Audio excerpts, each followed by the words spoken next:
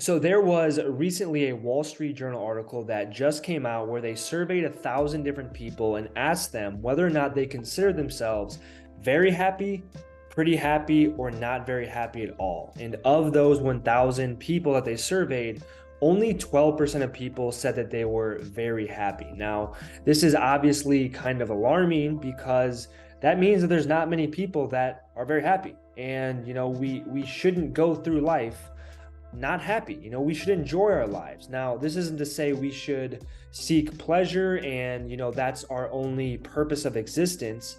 That's not to say that we're not going to go through periods of time where we're challenged or we're struggling, but the majority of our lives we should enjoy. And to see that only 12% of people consider themselves very happy is just a little bit concerning. So I wanted to read through this article, highlight some of the things that these very happy people value, and just give you guys my thoughts and input on it.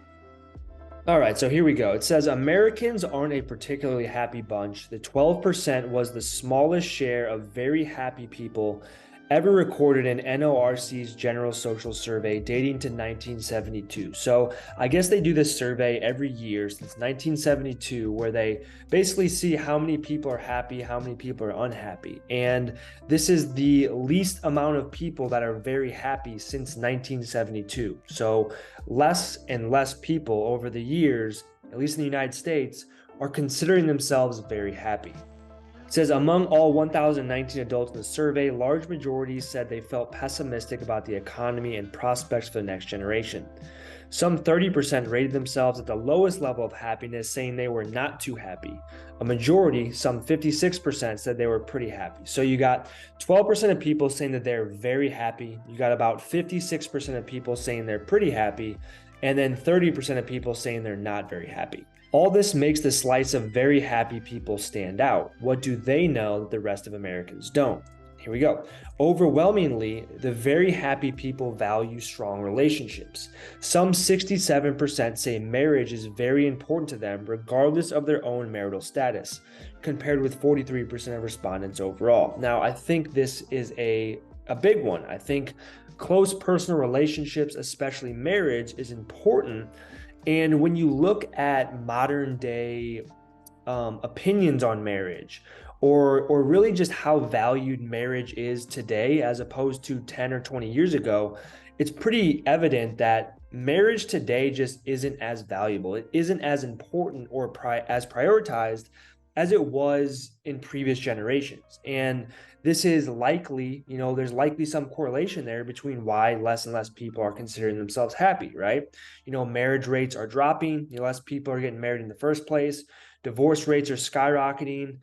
This might have some indication, or this might have some effect on why there's less happy people. Okay, moving on. It says they tend to say belief in God is important. 2/3 describe themselves as very or moderately religious, compared with less than half of adults overall. Now, as someone who considers themselves pretty religious, pretty faithful, this is, I totally agree with this, because it's hard for me to understand how people can go through life not believing in God or not believing in some sort of higher power. Now, I get there's all sorts of different religions out there. It really doesn't matter which one you prescribe to, but to see people that don't believe in anything bigger than themselves, I think is just kind of sad. And I know when I was going through periods of time in my life where I was struggling or I was challenged or really just didn't know which direction to go, I tend to turn to my faith and my belief in God and my belief in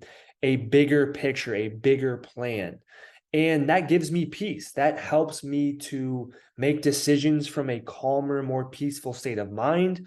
It allows me just to feel more at home and at peace. Whereas I think if I didn't believe in God, or I didn't believe in a bigger picture, a higher being that's kind of directing me and kind of in control, I would feel like I have to control everything in my life. And I think it would be very stressful for me. And I think that's why a lot of people that are agnostic or atheist, they may feel more stressed out with their life because they feel as though they have to control everything. There's more people that are identifying as agnostic or they're identifying as atheist than previous generations. And this probably has some impact on whether or not people consider themselves happy. It says community involvement rates are more important among the very happy than among those who report lower levels of happiness. And while many of the very happy are satisfied with their personal finances, as a group, they don't attach high importance to money. Now, again, when you look back just a couple of years ago during the whole C-19 pandemic and the lockdowns and people being isolated, you can see just how important it is to have human interaction and to feel as though you're a part of a community. Because when people are isolated and they're not a part of a community and they're by themselves, it's really easy for our emotions to kind of spiral out of control. And it's really easy for us to just kind of lose touch with reality and become unhappy. The personal finance bit where the group doesn't attach high importance to money, I think this is interesting because I think money is very important when it comes to giving you the opportunity to be happy. I don't think money is the sole source of happiness, but money allows you the opportunity to really be happy. And what I mean by that is when you're struggling to pay your bills or your finances are tight, the only thing you're thinking about is finances, is money. And if that's the case, it's really hard to actually be happy. Whereas once you reach a certain threshold where you're financially stable and you can pay your bills and live comfortably, then it allows you the opportunity to actually become happy on top of that. And I think that's where those three values listed previously, where they come in to really allow you to be happy. So, your community involvement, your close personal relationships and marriage, your religion and belief in God. These three things, these three values come in on top of finances, once you've reached financial stability or, you don't have to worry so much about finances. The survey and follow-up interviews pointed to what doesn't matter their happiness. Many very happy people say they follow politics and are distressed by the state of civic life, but the group includes both Trump voters and Biden supporters. Neither political party claims a disproportionate share of the very happy people. Now, this is actually kind of surprising to me, but I think it's a good thing. I think it's reassuring that it's not confined to one political party or the other as to whether or not you're going to be happy. So I thought that was reassuring. Let's see, as a group, the very happy people aren't without challenges. Some are facing problems such as helping a child face cancer or divorce. In interviews, many said that they felt their happiness was partially built into their personalities, partially controlled by choices they make in their daily lives. One common interest is fitness. Now, I think this is another big component to happiness, is feeling as though you are in control of your life. And fitness is a big byproduct of this, right? But I think we see more and more in our society, in modern society, we're seeing more of people not really taking control of their lives, not feeling as though they are in control of their happiness. They're looking at their circumstances and thinking that I can't be happy. I can't get in shape. I can't make this much money. I can't do this. I can't do that.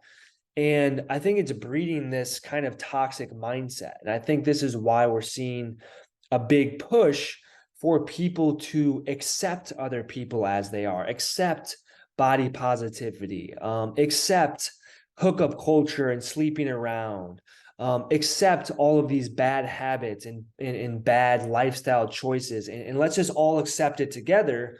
But the thing that's creating then is that everybody is then miserable, right? There's that saying, misery loves company. And I think this is what's happening, is we're pushing acceptance of anything and everything, and that acceptance isn't going to make people happy. It's just in turn going to make everybody miserable, so everybody can be miserable together. And I just have trouble buying into that philosophy, buying into that mindset. I think personal responsibility, taking ownership over your life, having self-discipline and self-control, I think those things are the much more productive and efficient way to go about your life and to live a happy life. But again, we're seeing that trend to go the opposite way in society. And I think that's why there's a lot of miserable people. It says also here, Dr. Waldinger is also director of the Harvard Study of Adult Development, which has tracked two cohorts of men and their families starting in 1938. One of its essential findings, he said, is that having one or two people who you are securely connected to is a top component of happiness and health. Again, going back to the idea of marriage, close relationships, close personal bonds with people is important. And that's pretty much the article. It goes into some of the backgrounds of the people that are considered very happy, but that's pretty much the gist of it. So just thought I would share this with you guys. When it comes down to the people that consider themselves very happy, they value three things in particular. Number one is they value community involvement. Number two is they value belief in God or religion. And number three is that they value personal relationships, especially marriage. So take that for what it's worth. Let me know if you guys agree, disagree, if you have any additional insights or input. Always like hearing that stuff. And as always, I appreciate you guys for tuning in. I will see you guys in the next video. Peace.